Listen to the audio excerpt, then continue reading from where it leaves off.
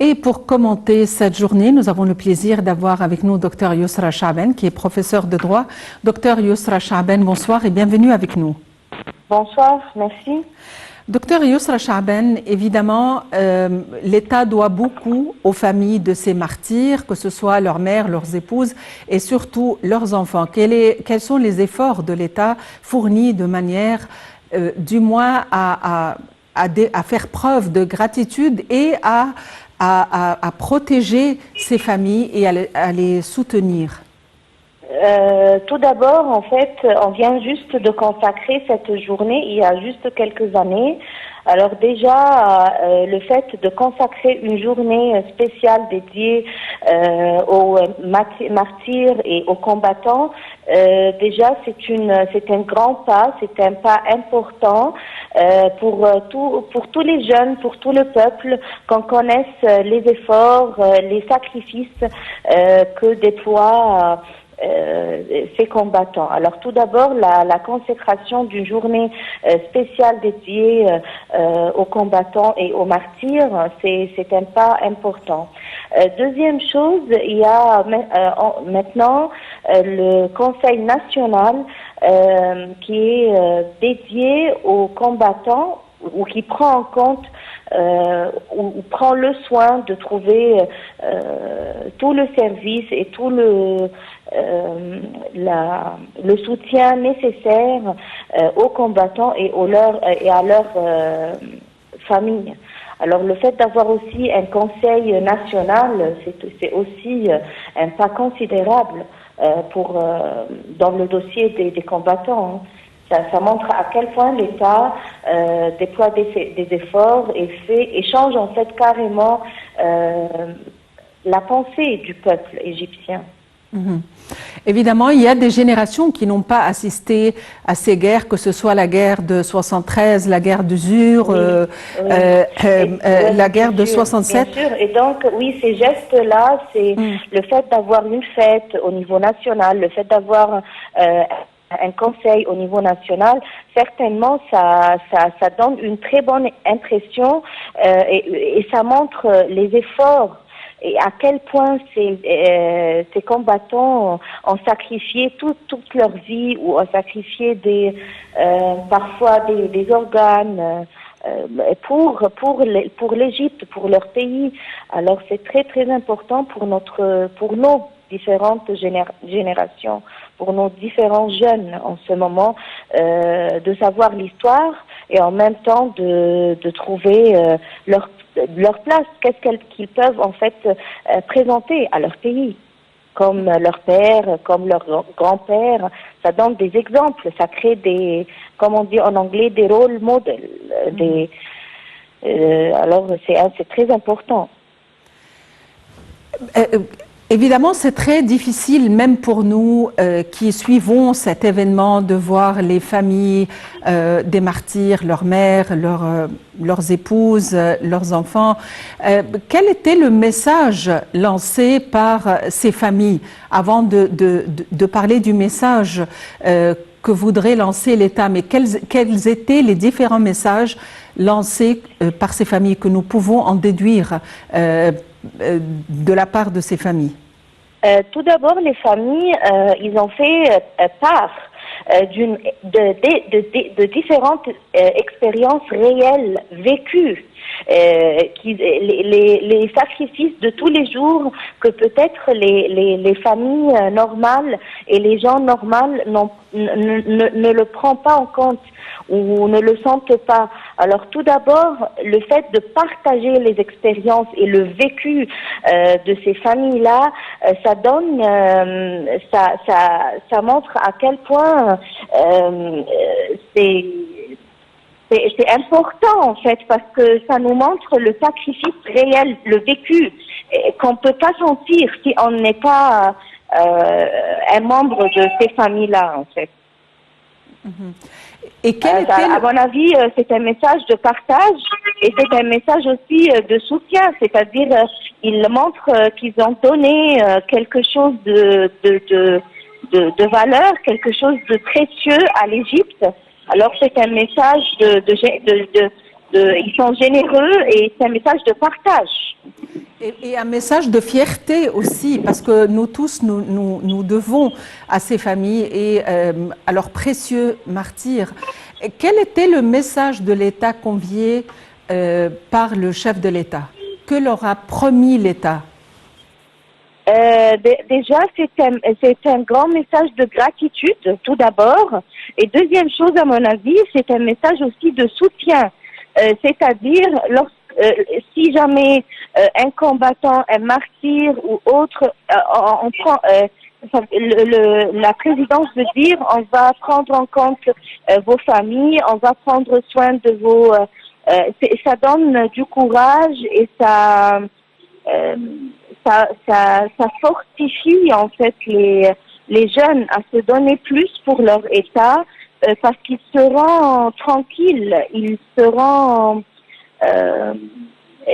tranquilles pour leur famille. Si jamais ça passe quelque chose, ils sont sûrs que l'État ne va pas laisser leur famille, leurs épouses, leurs enfants, etc.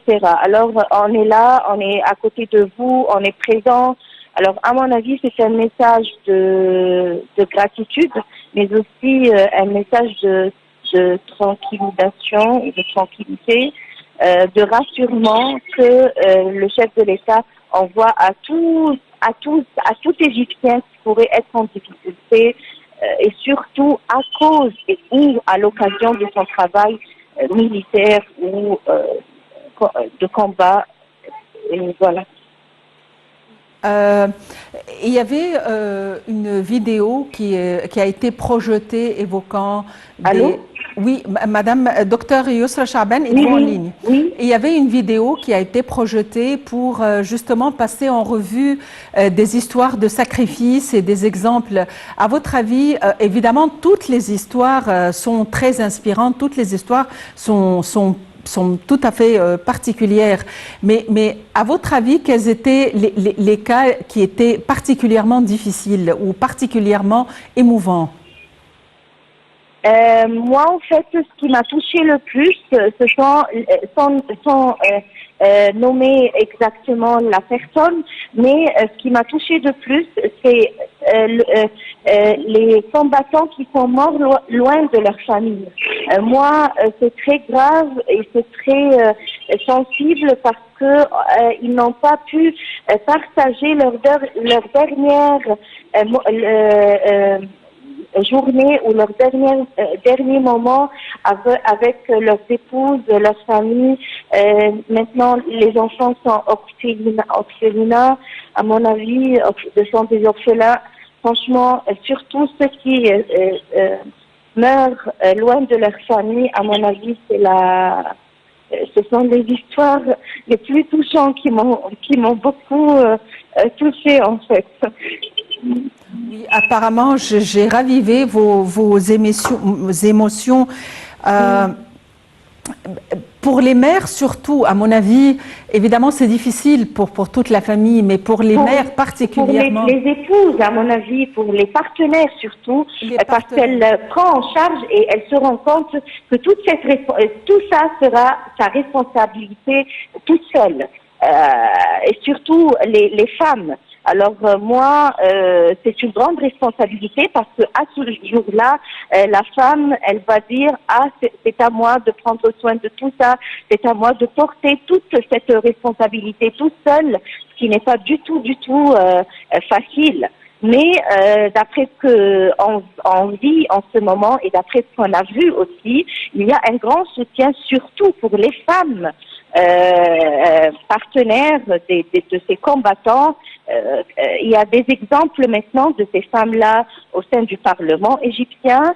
Certaines aussi, elles ont pris de bonnes postes au niveau du gouvernement. Alors, à mon avis, c'est un message de soutien parce que surtout les femmes, ce sont les plus touchées, les plus lésées, parce qu'elle va porter toute cette responsabilité toute seule. Elle se trouve toute seule un jour en face de toute cette responsabilité, ce qui n'est pas du tout facile. Alors l'État vient pour elle, pour lui donner un coup de main, un soutien, un support, et lui dire qu'on est présent et qu'on est à côté d'elle surtout. Et finalement, l'ambiance qui a régné, apparemment, c'était la fierté des deux côtés. La fierté de l'État qui fait la révérence à ces martyrs et à leurs familles, et aussi la fierté de ces familles. Toutes ces histoires vont rester gravées dans les mémoires des jeunes, de nous tous, et aussi les jeunes. Alors ça reste filmé, ça reste des vidéos, ça reste consacré au niveau national. Docteur Yousra Chaaban, le fait de baptiser l'événement d'aujourd'hui colloque culturel, dans quel sens c'est un colloque culturel? C'est culturel parce que ça forme au niveau national toute une génération. Et ça lie les générations anciennes avec toutes les sacrifices que déploient les générations nouvelles. Parce que lorsqu'on parle de martyrs et de combattants, c'est pas uniquement ceux des années 70 ou ceux des années 50, mais aussi on a vu à Sinaï et lorsqu'on combat le terrorisme à tout moment, il y en a beaucoup de nos jeunes soldats, de nos jeunes militants qui tombent, qui sont assassinés, etc. Alors à mon avis, c'est pas uniquement la gloire ou la fierté d'autrefois, mais c'est une fierté continue, c'est une fierté qui se produit à tout moment, surtout lorsqu'on combat le terrorisme. Alors, à mon avis, c'est culturel dans le sens où on partage des gloires, on partage des histoires au niveau national et on lie les histoires anciennes avec toutes les sacrifices de nos familles jeunes et récentes. Docteur Yousra Chaaban, je vous remercie infiniment pour votre intervention. Je sais que c'est très émouvant aujourd'hui, j'ai pu le sentir d'après votre voix. Encore une fois, merci beaucoup. Je rappelle, vous êtes professeur de droit. Je vous rappelle que le 9 mars 1969 fut la date à laquelle l'ancien chef d'état-major des forces armées, Abdelmenem Riyad, est décédé sur le front de bataille. Et depuis le 9 mars, il a été décidé que le 9 mars commémore la journée du martyr et des anciens combattants des forces armées. Et évidemment, en cette occasion, il y a toujours une sorte de célébration à laquelle sont invitées les familles des martyrs pour que l'État puisse leur exprimer face à face sa gratitude.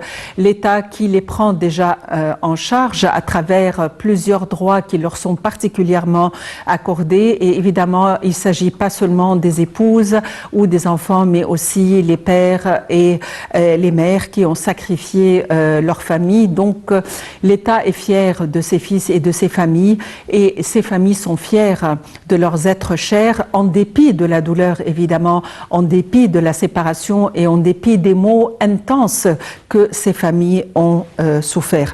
Il faut dire aussi que nous avons le monument du soldat inconnu qui se trouve au Caire et qui a été construit en 1974 en l'honneur des Égyptiens et des Arabes qui ont péri dans la guerre d'octobre 1973.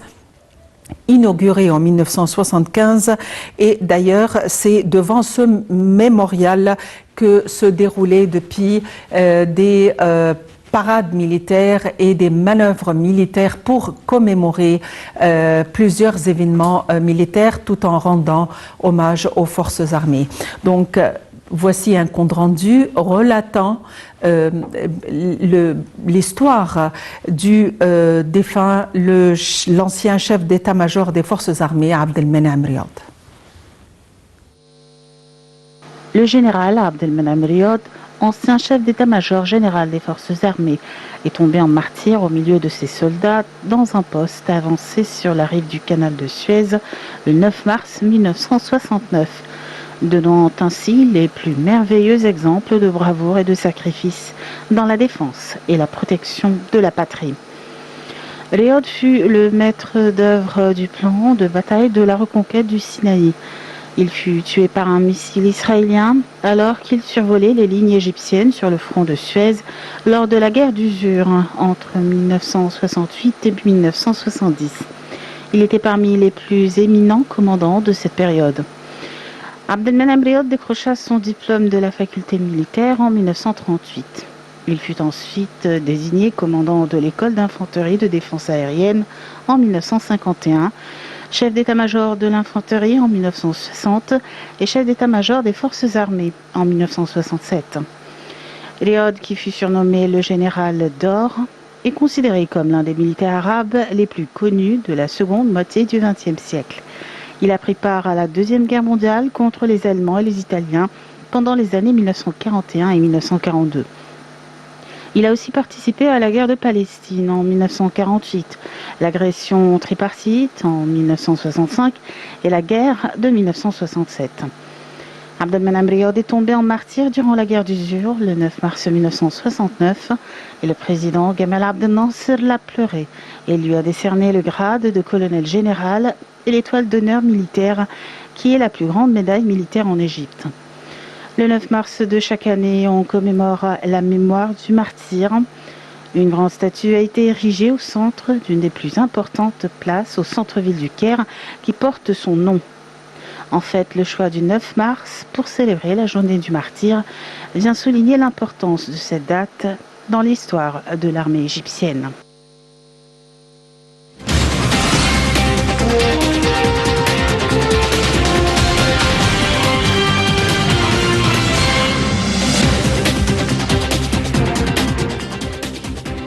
Durant la cérémonie, un film a été projeté sous le titre « Symbole éternel » et le film a jeté la lumière sur ces martyrs, ces officiers, ces hauts gradés et aussi les jeunes soldats qui sont tombés sur le front de bataille et qui avaient particulièrement fourni des sacrifices incroyables et qui étaient vraiment symboles de courage inédit.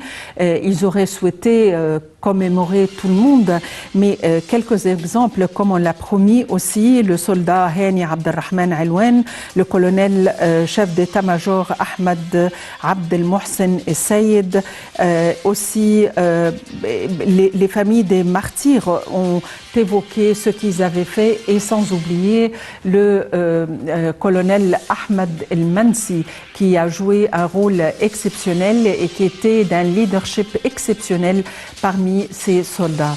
Donc chapeau et aussi merci à tous ces martyrs et à leurs sacrifices et merci à leurs familles. Reste à vous remercier pour votre attention, à vous souhaiter une excellente fin de soirée et à la prochaine.